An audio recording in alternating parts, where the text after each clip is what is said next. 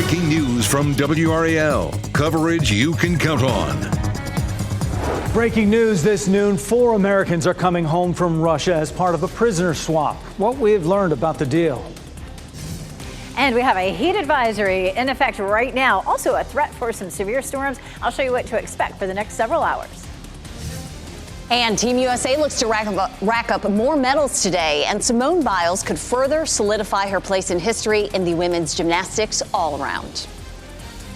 Breaking news this noon, after years of negotiations, 3 Americans and a legal resident held by Russia are now free. This is all part of a prisoner swap, and we're expecting President Biden to deliver remarks live any moment. The highest profile U.S. prisoners in Russia right now are Wall Street Journal reporter Evan Gershkovich and former U.S. Marine Paul Whelan. Gershkovich was detained in March 2023. A Russian court sentenced him to 16 years in prison last month after a speedy trial. And then there's Paul Whelan, who has been detained since visiting Russia for a friend's wedding in 2018. He has been serving a 16-year sentence in a penal colony. Michelle McConaughey joins us now live in the WRAL Live Center with breaking details about this release as well as the others. Michelle. Yeah, this was a multinational deal that set 24 people free. This comes after years of setbacks. The deal ends a nightmare that lasted for more than 5 years for Whelan and more than a year for Gershkovich. Whelan has been left out of several exchanges in the past, so again, a very long time coming. President Biden has placed securing the release of Americans wrongfully detained overseas at the top of his foreign policy agenda for the 6 months before he leaves office. This is some breaking news, and we will continue to follow it here in the Live Center. We have a heat advisory and a level 1 risk for severe storms this afternoon. Meteorologist Elizabeth Gardner is in the WRO Severe Weather Center with a look at what the afternoon will bring. It's definitely going to bring some hot weather and possibly a few isolated thunderstorms. We start off with a live look at Fenton and Cary. It is already 93 degrees and our dew point is 73. So that's making it feel very hot already here at lunchtime. We take a look at our temperature and our heat index together. 102 is what it feels like already in Raleigh and Durham. It feels like 102 in Fayetteville, 106 in Clinton, 100 in Rocky Mount and Wilson, as well as Goldsboro and in Southern Pines. And of course, we still have several hours of heating to go. So our heat advisory is in effect now all the way through 8 p.m. It'll feel like 105 to 110 across most of the viewing area for the rest of the afternoon and into the evening. You can see the triple-digit heat index likely to climb up to that level by about 3 or 4 o'clock in the afternoon, and it doesn't climb down into the 90s until we get to around 8 o'clock or so. So it's one of those afternoons you really just want to lay low. Looking at temperatures in the mid-90s for actual highs. With the amount of moisture in the atmosphere, it's making it feel much hotter. The tropics have been very interesting for the last several days. We're still waiting for this system to develop, but the computer models are making some shifts. And so we have a 60% chance that this storm develops. Instead of moving up the east coast, it looks like it's more likely to develop here off the west coast of Florida. The big question is, what does it do next? You can see the computer models here for the hurricane models kind of just spin it around here in the Gulf of Mexico. But both the European and the GFS models do bring it on shore in the United States. I'll show you that coming up. And happening right now in the WRAL Live Center, some breaking news, an update to a story that we've been following about that employee at Lowe's that was struck with the sledgehammer. We've just learned Aaron Deshaun Williams was taken into custody last night. He is currently being held in the Durham County Jail with no bond. Here's what happened back on July 27th. Officers responded to a report of an assault at the Lowe's on Fayetteville Road. An employee of the business was assisting a customer when that customer, Williams, took a sledgehammer from his shopping cart and struck the employee's head. The victim fell to the ground. He was taken to the hospital. The victim is in stable condition, but this afternoon we are learning that Aaron Deshaun Williams was taken into custody last night. A Wake County Public School is closed today as it deals with HVAC issues, a growing problem the school district says is complicated by a stagnant maintenance and repair budget. WRAL's Sean Gallagher is outside of the school right now. And Sean, what kind of effect is this having on their school day today? Yeah, well, today was supposed to be a staggered entry for kindergarten students, according to the school's website. That basically is a day where those kids can come in and get acclimated with the school. So really not affecting a lot of kids, but this is indicative of a much bigger problem facing the district. Now, right now, you can see the solution here behind me. These massive machines are called chillers, I'm told, on the back of this flatbed truck. And some HVAC workers are here to install these, which should fix the problem for now. But just last month, Wake County School Board Chair Chris Haggerty spoke during the State of the County event, saying HVAC issues were the reason behind more than 40 school closures in the district last year. Simply put, many of our HVAC units are aging, and we just don't have enough specialists on staff to keep up with maintenance and repairs. Each one of these closures represents a serious disruption to learning, not to mention a hardship for families and staff.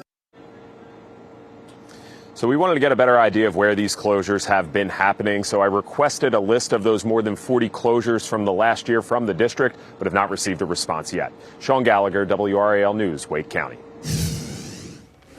And breaking right now in the WRAL Live Center, a portion of Dixie Trail Road in Raleigh is shut down. You can see images here from Sky 5 over the scene. Due to downed power lines, you can see that pole seems to be right across the road. Right now, we're working to learn how this happened, if there's any cars involved. It looks like there might be a Honda truck right there next to a Raleigh garbage truck as well. So again, we're working to find out more details. But this is between the 400 and 600 block of Dixie Trail shut down right now because of these downed lines and the downed poles. Drivers should seek alternate routes while they get this cleaned up. In just about 30 minutes, the owners of PNC Arena will get a look at possible renovations for the building. WRAL's Destiny Patterson is live at PNC right now. Destiny, you've been following this $300 million project for almost a year now. What are we expecting from today's meeting? And this has been in the talks for about a decade now, and now it's finally coming to fruition. The design team today will present their preliminary ideas on ways to upgrade this facility. The Centennial Authority Board, the owners of PNC Arena, had previously said that they wanted to tailor this project to the fan experience. The board chose Gensler and LS3P to make that vision come to life. Of course, PNC is home to the Carolina Hurricanes. The new team executives told reporters yesterday that the renovations will happen over the next 3 years, primarily during the hockey offseason. This building is and should be the premier sports venue in the U.S. It should combine those two things of this wonderful Southern hospitality that we see with our team and our event staff, and then this wonderful mix of tech that we're hoping to infuse through these projects. Renovation is expected to start next summer. These enhancements also go hand in hand with an agreement with the Canes to develop the area around PNC Arena. This will include shopping, dining, a music venue, and much more. That meeting is getting started at 12:30, and based on the agenda, it's going to focus a lot on the arena itself. But by the end of it, we're expecting to get some visuals of what PNC could look like in the next few years. Destiny Patterson, WRAL News, Raleigh. This afternoon, PNC Arena in Raleigh will host a hiring event. More than 300 part-time positions are open in various departments, from concession stand leaders and cooks to parking attendants and security officers. It begins at 3 p.m., wraps up at 6. You can find a list of jobs online at pncarena.com/employment. Stocks are taking a deep dive right now on the Dow Jones Industrial Average. Look at that, down 450 points. At one point, it had dropped more than 520 points. This after fresh economic data ignited concerns over the state of the U.S. economy. The Federal Reserve, though, still keeping interest rates unchanged. S&P 500 down 50 points. NASDAQ also deeply in the red, down 200 points at this hour. Vice President Kamala Harris and her running mates will be coming to Research Triangle Park 1 week from today. Harris and her running mate, who has yet to be named, plan to crisscross the country to meet voters and highlight what's at stake in this election. They'll start the tour in Philadelphia Tuesday and also plan to visit Wisconsin and then Detroit, Savannah, Phoenix, and Las Vegas next week. Today, Vice President Kamala Harris is expected to deliver the eulogy at the funeral for Congresswoman Sheila Jackson Lee. She arrived in Houston yesterday for Sigma Gamma Rho Sorority's convention in Houston. While on stage, Harris addressed disparaging remarks made by former President Donald Trump at the NABJ convention. Vice President Harris was greeted on stage by International President Rashida Liberty. This year, historically black sorority celebrates 102 years of community service. Harris told the crowd, "We face a choice between two very different versions for our nation, one focused on the future, the other focused on the past." The American people deserve a leader who tells the truth, a leader who does not respond with hostility and anger when confronted with the facts. We deserve a leader who understands that our differences do not divide us. They are an essential source of our strength. During his speech at the convention in Chicago, Trump questioned her racial identity, saying, and he suggested she did not identify as black until just recently. If you didn't know, Harris's mother is from India. Her father is Jamaican. Many have questioned how Trump's running mate, J.D. Vance, whose wife is Indian American, will address the issue.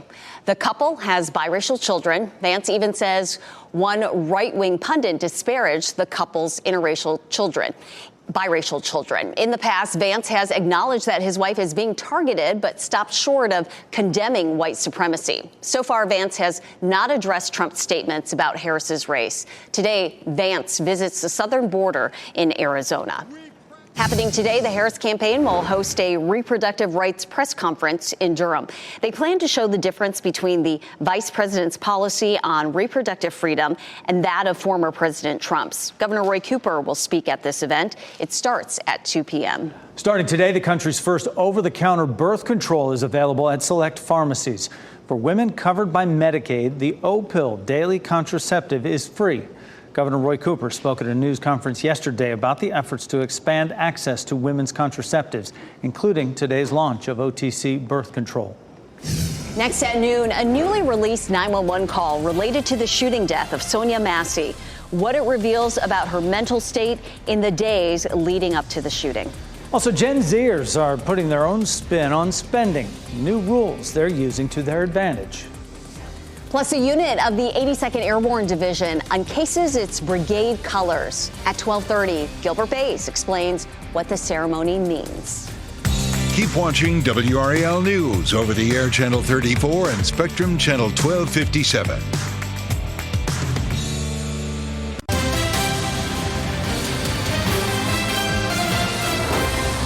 Newly released 911 recordings indicate that law enforcement knew Sonia Massey was experiencing a mental health crisis in the days before an Illinois sheriff's deputy shot and killed her. She's being sporadic, and I don't want you guys to hurt her, please. And please don't send no combative policemen that are prejudiced, please. Okay, well, that would be none of them, man. They just do their job, okay? No, they're all... they're scary. I'm scared of the police. Dispatch records show the sheriff's office had been told that Massey was having mental health issues. However, the department would not say whether the responding officers on July 6th were aware of that.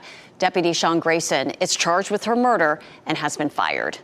One man is in critical condition after an officer in Fort Wayne, Indiana, shot him. It happened at an apartment complex on the city's south side. Police say an officer was responding to a call regarding a disabled vehicle. When he arrived, two other people started shooting at each other. The officer responded by firing shots of his own. One of the shooters ran away. No one else was hurt. Your summer sniffles might actually be COVID. New numbers from the state health department show COVID cases have risen for 6 straight weeks. 500 people are now hospitalized, up 40% over this time last month.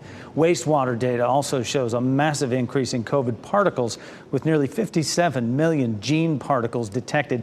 That's up from 20 million a month ago. Meanwhile, RSV and flu cases remain low. If you fly with your dog, you'll need to be aware of new rules going into effect today. The CDC is rolling out the changes to try to prevent the spread of rabies. All dogs entering the U.S. must appear healthy upon arrival and be microchipped. Pet owners must also have a receipt that shows they submitted a dog import form on the CDC website. There are additional requirements based on where the dog has traveled in the last 6 months.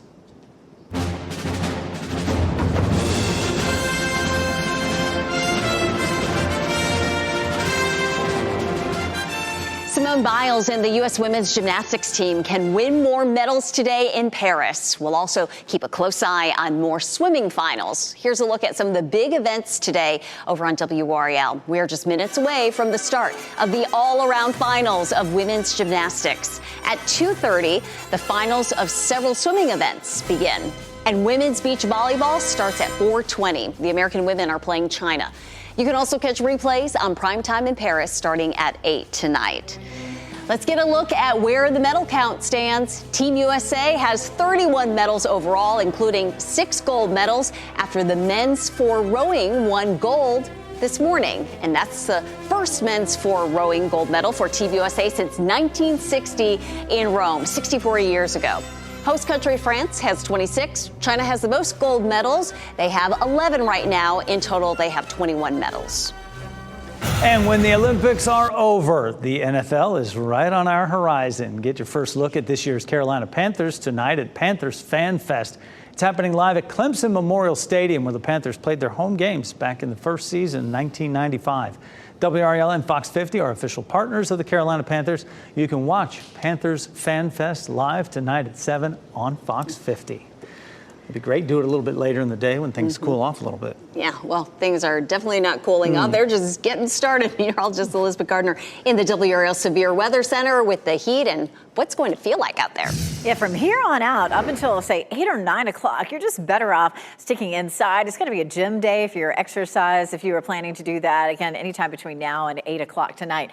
93 is our current temperature. We have a southwest wind at 6. That's delivering a lot of moisture into the area, and so that's making it feel extra hot out there. There's a live look at the airport there, RDU, just a few puffy clouds, and another look at how it really feels outside. It feels like 108 in Clinton right now, 106 in Goldsboro, 102 Fayetteville, 100 in Southern Pines, as well as Rocky Mount and Wilson, and 102 around the Triangle. So already we're feeling that intense heat, and those heat indices will continue to climb along with the temperatures this afternoon. So feeling more like 104 to 107, maybe even a little hotter than that in some of our southern counties. And you may be saying, wow, it seems like we've had a lot of heat advisories this year, and you would be correct. So far, we've seen 12. Most likely, we'll see another one tomorrow, and we average 8 to 9. We still have, the rest of the month of August and maybe even a little bit of September where we could have the kind of heat that would spark a heat advisory. 96 for Raleigh this afternoon, 95 Durham, 97 in Fayetteville. We're looking at partly cloudy skies and a small chance for storms. We'll talk more about that coming up in just a little while. Upcoming heat risk, of course, with temperatures like this and a high heat index, it means that you have a better chance of seeing heat-related injuries today and tomorrow in particular. The Weather Service is already talking about issuing. Gotcha. Okay, so I'm hearing from our producer, the president is ready to talk more about the hostages in Russia being released. 3 American citizens and 1 American green card holder. All 4 have been imprisoned unjustly in Russia. Paul for nearly 6 years, Vladimir since 2022, Evan since March of 2023, and Alsu since October of 2023. Russian authorities arrested them, convicted them in show trials, and sentenced them to long prison terms with absolutely no legitimate reason whatsoever, none. Paul, a former Marine, was in Russia for a wedding. Evan, a journalist with a Russian in Russia, was in Russia, assigned by the Wall Street Journal. Alsu, also a journalist, was in Russia to see family. All 3 falsely accused of being spies. And Vladimir, who was a Russian citizen by birth and holds an American green card, was a Pulitzer Prize-winning journalist and was a pallbearer at my friend John McCain's funeral with me. He spoke out against Putin's regime, and for that he was convicted of treason. And now, their brutal ordeal is over, and they're free. Moments ago, the families and I were able to speak to them on the telephone from the Oval Office. They're out of Russia. Earlier today, they were flown to Turkey, and soon they'll be wheels up on their way home to see their families. This is an incredible relief for all the family members gathered here. It's a relief to the friends and colleagues all across the country who've been praying for this day for a long time. The deal that made this possible was a feat of diplomacy and friendship. Multiple countries helped get this done. They joined the difficult, complex negotiations at my request, and I personally thank them all again. And I've thanked them personally, and I'll thank them again. You've been listening to President Biden share his thoughts on the big news of the day, the international story of the prisoner swap, where Wall Street Journal Evan Gershkovich, reporter, as well as American Paul Whelan are now back in the U.S. and going to head home with their families, a day that has been a long time coming. Several other countries involved in this, 16 of those prisoners in all exchanged between several countries, allies of the U.S. And Michelle McConaughey is listening in because we're going to take you to break right now. And the president's still speaking. She's going to get some more of his comments. Come back in the WRAL Live Center in the next half hour.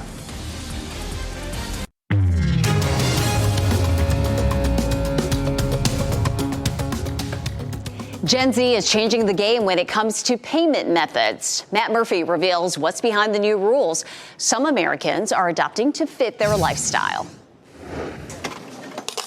On the surface, Gen Z seems to spend their money on the same things we all do. This summer, I will probably spend the most on gas, traveling places. Food is probably my biggest expense. Definitely the rent. But experts say it's not what the generation is spending money on, but how that sets them apart. I think what Gen Z is doing is helping to break down one of the final taboos that exists in our society, which is money. Money is something that impacts all of us. A recent study by Cash App shows Americans ages 12 to 27 are changing their spending etiquette, and that starts with cutting cash.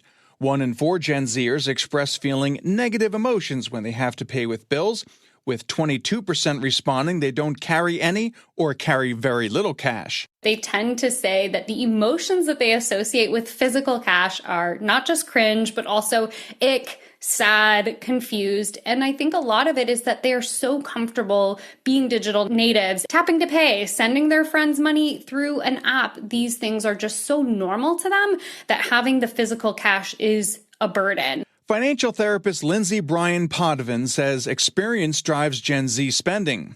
Still, 79% have some regret from spending too much last summer, most commonly due to dining out too much, prompting many of them to revise the rules of cost sharing, opting to only pay for what they ordered instead of just splitting a bill evenly. I think it's less about being rigid or inflexible and much more about just realizing that social norms are shifting and the way that we send and lend and give and receive money. It's just about kind of creating new financial etiquette and changing with the times. That was Matt Murphy reporting. The study also reveals money is tight for Gen Z, which includes teenagers and people in their early 20s. 53% report spending beyond their means, and only 39% saw their savings increase over the past year. Russia has freed Wall Street Journal reporter Evan Gershkovich and others in the biggest prisoner swap since the Cold War. Coming up, how this high-stakes deal came about. Child care centers across the state got some financial help from the state after COVID-era funding ran out. Coming up, what lawmakers are doing now to help lower child care costs in the future. Here's a look at the winning North Carolina Education Lottery numbers. Now, breaking news from WRAL. Coverage you can count on.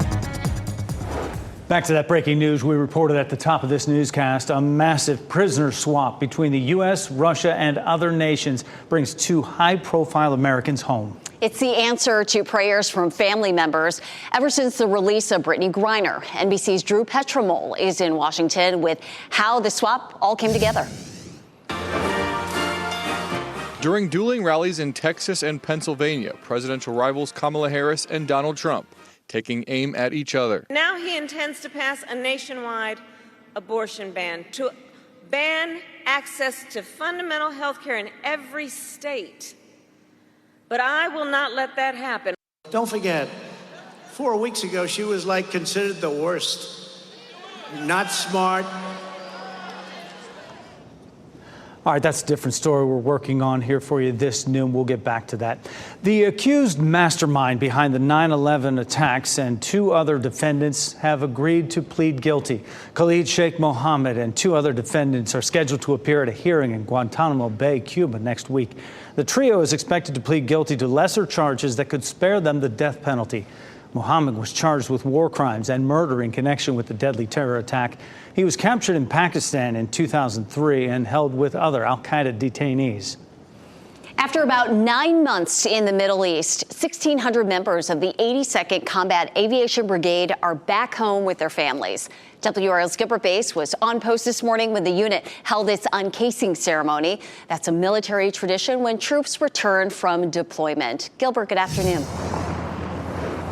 Good afternoon, Renee. You know, the soldiers actually came home 30 days ago, and this is the kind of thing I really love to see when they have all the hugging and kissing and carrying on. That didn't happen because that happened 30 days ago. But what they had was, as you mentioned, was an uncasing ceremony, which marks their official first day back at work at Simmons Army Airfield. Let me take you to the ceremony this morning.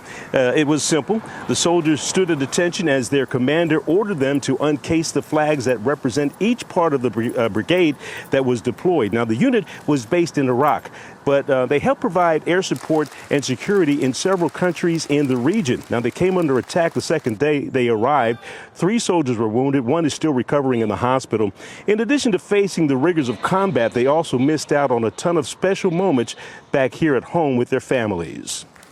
He's missed my daughter's high school graduation. She's our firstborn, along with some other big things, going to colleges, visiting, doing things like that, seeing family. So having him back is just making our family complete again. Now, the unit spent the past 30 days on block leave, making that tough re-entry into living back at home here in the United States.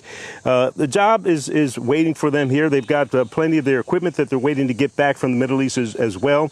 And once that gets here, they'll be ready to start their training for the deployment that should come in about 2 years, unless they're called into action sooner than that. You know, I spoke to one captain who says, you know, this re-entry is a tough thing for them. You kind of forget the simple things like how to drive a vehicle because they haven't driven in such a long time, or even cooking for yourself. But he also said there's no place like home. At Fort Liberty, Gilbert Bays, WRAL News.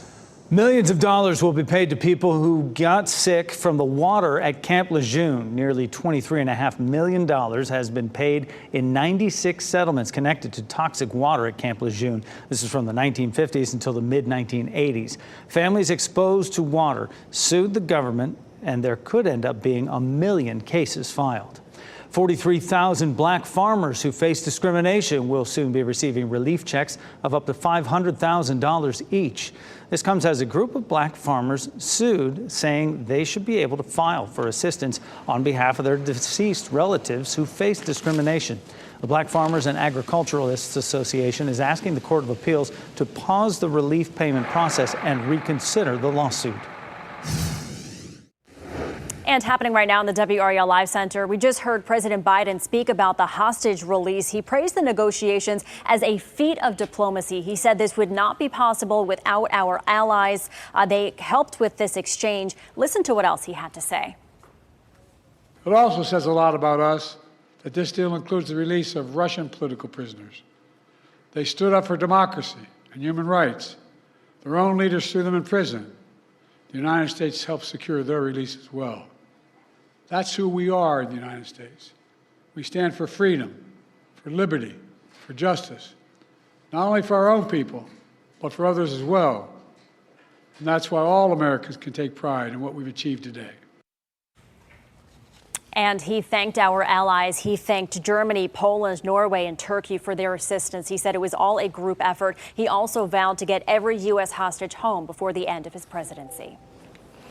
Today, starting pay at the Wake County Sheriff's Office is going up. It's part of an effort to attract and keep quality law enforcement officers. The starting salary for a detention officer cadet and a deputy sheriff cadet will increase several thousands of dollars to $54,000. This represents a nearly 7% salary increase for all cadets. Eventually, the base salaries for deputies and detention officers will increase to $56,700. College students across the country country will return to school in a matter of weeks, but some students may not have their financial aid. The Education Department says schools will not be able to send corrections to student financial aid records in bulk this year. Colleges have been waiting months to send batches of corrected records. It makes it easier to quickly make revisions. Submitting revisions manually could delay student aid disbursements, leaving some students unable to pay their bills and fees on time. Help may be coming from the federal government to parents to help them afford child care and pay child care workers. We'll break down the new bipartisan proposal. And you have only 91 days to get ready for Halloween, the trend that's putting the fall holiday front and center during summertime. Remember, you can watch WRAL News live anytime on WRAL.com or the WRAL app on your streaming device.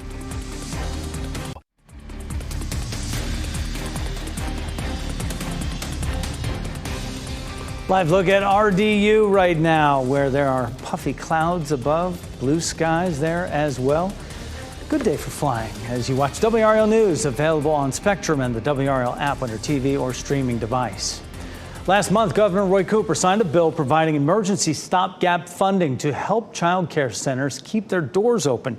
That measure authorizes nearly $68 million in state spending on child care subsidies. But that money would run out in December. Jared Halpern explains how new legislation could lower the cost of child care. With the cost of childcare spiraling out of control for many families, help could be on the way from lawmakers on Capitol Hill. Senator Tim Kaine, a Democrat from Virginia, and Katie Britt, a Republican from Alabama, are teaming up for a new bipartisan proposal released Wednesday, a series of bills that would modify existing tax credits to help parents afford childcare and introduce a new program to help keep childcare workers in their jobs, with average pay for the industry hovering at just above $30,000 a year. If this industry collapses, and I would say we're on the verge of collapse, a major collapse, it's going to have a detrimental impact on our workforce and our economy. Childcare has been a major factor in lowering the labor force participation rate in recent years. Those costs are rising at almost double the rate of inflation, creating a barrier for parents who want to go back to work. If entering the workforce or re-emerging into it, if an impediment to that is that you cannot afford childcare, then we as a nation have got to figure that out and do better. The senators say they think they have enough support to get their bill passed in the Senate, but it faces an uncertain future in the House, with some Republican spending hawks saying the government can't afford to pay for child care. There's no way you can pay for it. We're already $35 trillion in debt. That was Jared Halpern reporting. The Senate is expected to vote today on a separate bill that would expand the child tax credit. Most Republicans say they plan to vote against it. A music festival in Chicago marks a huge milestone today, but the weather doesn't seem to want to cooperate. Why some fans are not letting that spoil their fun. Plus, talk about a gem of a discovery, the precious metal some scientists believe might be inside the smallest planet in our solar system. She's won an Emmy Award for her portrayal of Vice President Kamala Harris on Saturday Night Live. And now comedian Maya Rudolph is returning to the show to reprise that role this fall. You see, this is what they do, Susan. They avoid taking any responsibility. We do not. Mr. Vice President, I'm speaking. It is the latest celebrity buzz swarming the Harris campaign, including unlimited use of Beyonce's song Freedom, as well as a performance at a rally this week by Grammy Award-winning rapper Megan Thee Stallion. After that rally, Donald Trump posted on Truth Social, quote, "I don't need concerts or entertainers." However, Trump's campaign did include Kid Rock and wrestler Hulk Hogan at the Republican National Convention. Analysts say there's a strategy for Trump using those celebrities. These may not be, the most popular with Gen Z, particularly, girls, college girls, but men. That is a big part of Donald Trump's coalition, and that's who he's trying to tap into with those celebrities. He does need those celebrities to validate him. And the analysts say candidates could gain more voters if they go beyond celebrity endorsements and actually appear with them at as many events as possible. Scientists believe there may be a layer of diamonds up to 11 miles thick under the surface of Mercury. Scientists recreated the conditions they say produce mercury using a high-tech machine that makes synthetic diamonds. The team inserted elements, including graphite, to mimic the theorized composition of Mercury's early interior. The graphite turned into diamond crystals under temperatures of more than 3,600 degrees and pressures nearly 70,000 times greater than Earth's surface. Chicago's Lollapalooza Festival kicked off today in Grant Park, but the weather forecast isn't great, with a risk of severe thunderstorms. It's a milestone year for the festival as it marks its second decade in the Windy City. Today's headliners are Megan Thee Stallion and Hozier. Tomorrow's headliners include SZA and Victoria Monet. On Saturday, future ex-Metro Boomin takes the stage. Blink-182, Melanie Martinez will close it out on Sunday. What a lineup. I know. Too bad the weather isn't cooperating, but they'll still have a good time out there. And we'll have a good time inside finding some air conditioning. Elizabeth Gardner in the WRAL Severe Weather Center. Yeah, here's another day that you really just need to put off doing a whole lot outside if you possibly can. We take a live look at a few puffy clouds that are here as we're taking a look toward the west from our tall tower camera in eastern Wake County. Some of these are going to potentially pop up into thunderstorms, but very few. We just don't look like we're going to see a whole lot of storms for today. There's been plenty of it. We're talking about Chicago. Chicago is right at the top of the screen there, and you can see that warm front and the cluster of thunderstorms there. So they've been dealing with that for the last 24 plus hours, and that front's going to linger in that area. We do have a little disturbance that's swinging across parts of Kentucky, West Virginia, Tennessee, and into the mountains of North Carolina. But watch what happens here on Futurecast. Plenty of that activity moves across the border, but then as it tries to move into our area, it just doesn't have the support to continue, and it just falls apart. So yes, a few of us may see an isolated shower or thunderstorm, but our coverage for storms today is going to be pretty minimal. If anything does get going, it does have the potential to produce some damaging wind. Tomorrow, we'll see a front starting to slide into our area, and then it stalls over the weekend. So our chances of rain tomorrow go up a little bit, but it looks like the wettest day of the next 4 or 5 is going to be Saturday with that stalled front. And so Friday and Saturday, we continue to have a level 1 risk for severe storms. Damaging wind would be the biggest threat. Of course, we've had a bunch of rain so far this month. We've had more than 9 inches of rain, and the average, well, I should say for July, we had more than 9 inches of rain. It is now the first day of August.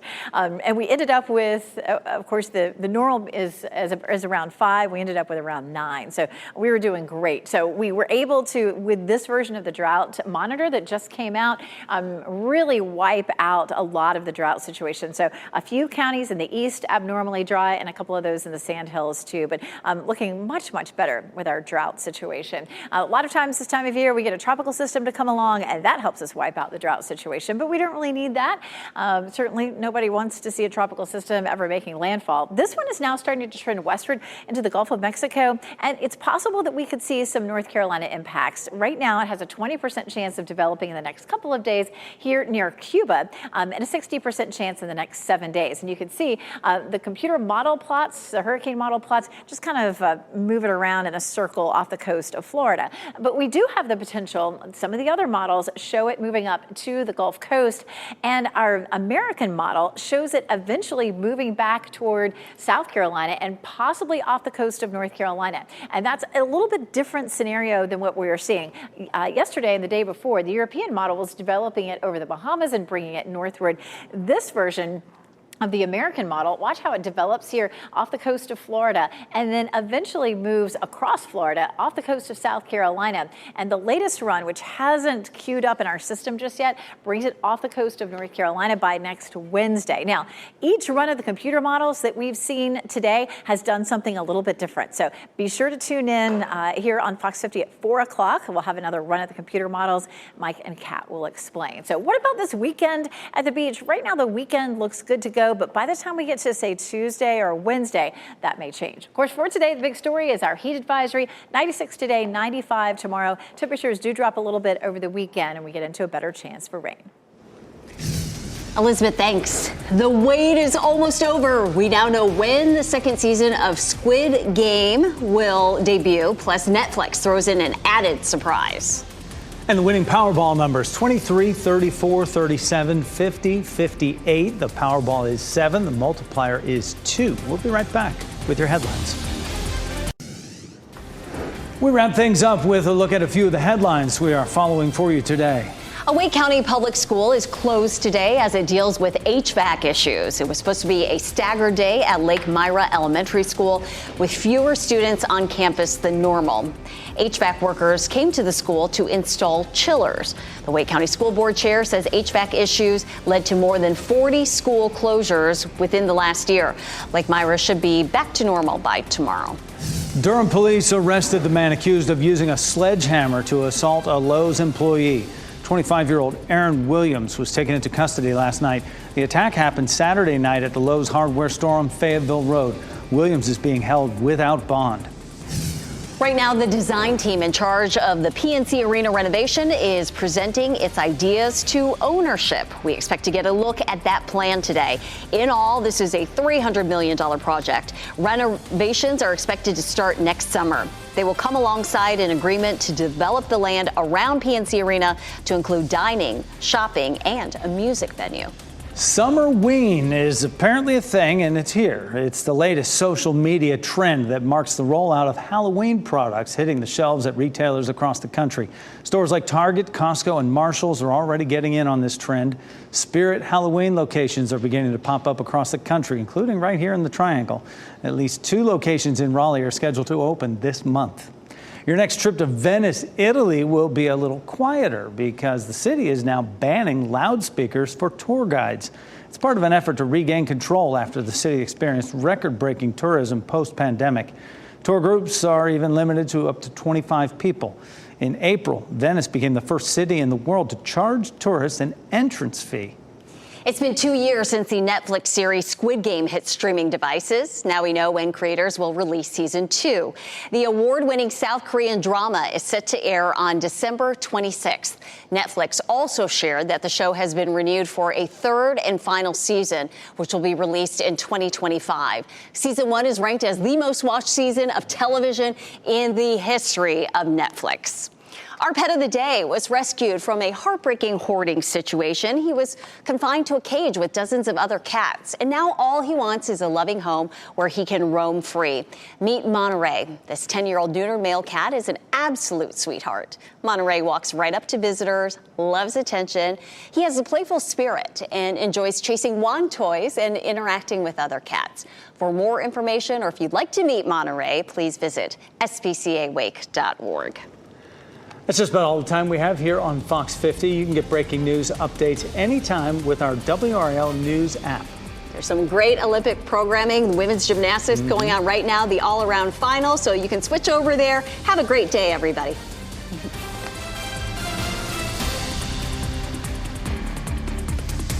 Keep watching WRAL News over the air Channel 34 and Spectrum Channel 1257.